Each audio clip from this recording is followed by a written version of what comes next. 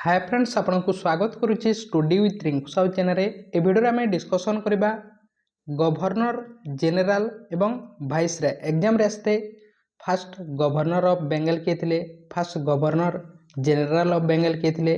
Fast governor general of India किए थे, प्रथम भाइसराय किए थे, स्वाधीन भारतर प्रथम गवर्नर जेनेल किए थे, भारतर किए थे, ब्रिटिशर किए थे, यही क्वेश्चन आसी थाए प्रति एग्जाम रे जदि history syllabus the modern history rise of British for India freedom struggle ये कौन से सिलेबस दि जिके रे एठार गोटे क्वेश्चन आसी थाए तेणु आम ए भिडियो ता विषय डिस्कसन करवा। आपड़ जदि हिस्ट्री समस्त क्लास देखापी चाहती ताहले आम चैनल हिस्ट्री प्लेलिस्ट को जाई आपड़ देखिपारे। ये छोटिया भिडियो आपन को 1 मार्क निहाती देव जेकोसी एग्जाम दौरान ताहले 1 मार्क आसी थाए एठारू। तेणु प्रथम पोस्टर ना देते ब्रिटिशर माने कौन देते गवर्नर ऑफ बेंगल देते। गवर्नर ऑफ बेंगल क्या द्वारा देते 1757 मसीह गोटे युद्ध होता पलासी युद्ध एवं यही पलासी युद्ध रे ब्रिटिशर माने जीति जाइतिले। एठारे बेंगाल नवाब सिरोजउद्दौला एवं ब्रिटिशर तरफ रॉबर्ट क्लाइव को मध्य युद्ध होता एवं रॉबर्ट क्लाइव जीति जाइतिले एवं सही दिन ठारू ब्रिटिशर माने तांकर राजत्व करबा बा तांकर फाउंडेशन टी रखिथिले। एग्जाम रे आसते कहा द्वारा फाउंडेशन रखिथिले बा के रखिथिले रॉबर्ट क्लाइव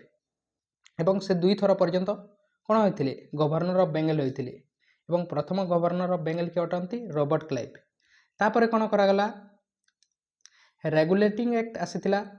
1773 यह द्वारा कौन करागला 1774 मसीह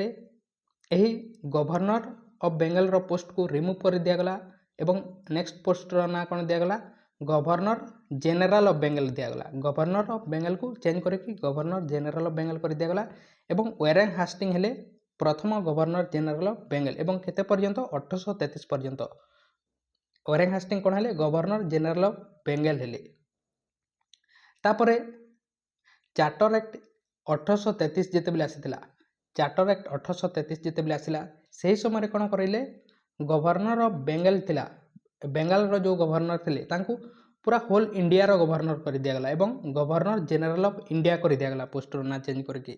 एवं विलियम बेंटिक हेले प्रथम first governor general of India हेले India first governor general of India के हेले विलियम बेंटिक हेले क्या द्वारा चार्टर एक्ट 1833 द्वारा एवं 1857 पर्यंत से थिले बा यह पोस्ट टी थिला गवर्नर जेनेल ऑफ इंडिया रो पोस्ट टी थिला। तापरे कौन करागला सिपाही विद्रोह बा फास्ट वार ऑफ इंडिपेंडेंस कही आम 1857 विद्रोह होता यह विद्रोह पर कौन कर दियागला जो गवर्नर जेनेल ऑफ इंडिया पदवी थिला अर्थात यह द्वारा करागला यह युद्ध पर गवर्नमेंट ऑफ इंडिया एक्ट 1858 आसाला। गवर्नमेंट ऑफ इंडिया एक्ट 1858 आनी लॉर्ड कैनिंग एवं यह द्वारा कौन करें गवर्नमेंट ऑफ इंडिया एक्ट 1858 द्वारा जो ईस्ट इंडिया कंपनी आम देश में शासन करुला ताहाको एंड करके ब्रिटिश क्राउन को निगला ता सहित जो governor general of India post थिला ताहाको चेंज करके भाइसराय ऑफ इंडिया कर दियागला भाइसराय ऑफ इंडिया कर दियागला एवं फास्ट भाइसराय के थे लॉर्ड कैनिंग हेले फास्ट भाइसराय एवं last governor general of India last governor general of India एवं फास्ट भाइसराय हेले लॉर्ड कैनिंग क्या द्वारा गवर्नमेंट ऑफ इंडिया एक्ट 1858 द्वारा। तापरे जितेबले आम देश स्वाधीन होता से समय 1947 मसीह गवर्नर जेनेल ऑफ इंडिया पुणी पोस्ट को चेंज करके कर दियागला गवर्नर भाइसराय ऑफ इंडिया रो पोस्ट को चेंज करके गवर्नर जेनेल ऑफ इंडिया कर दियागला independent India governor general of independent India कर दियागला एवं लॉर्ड माउंट हेले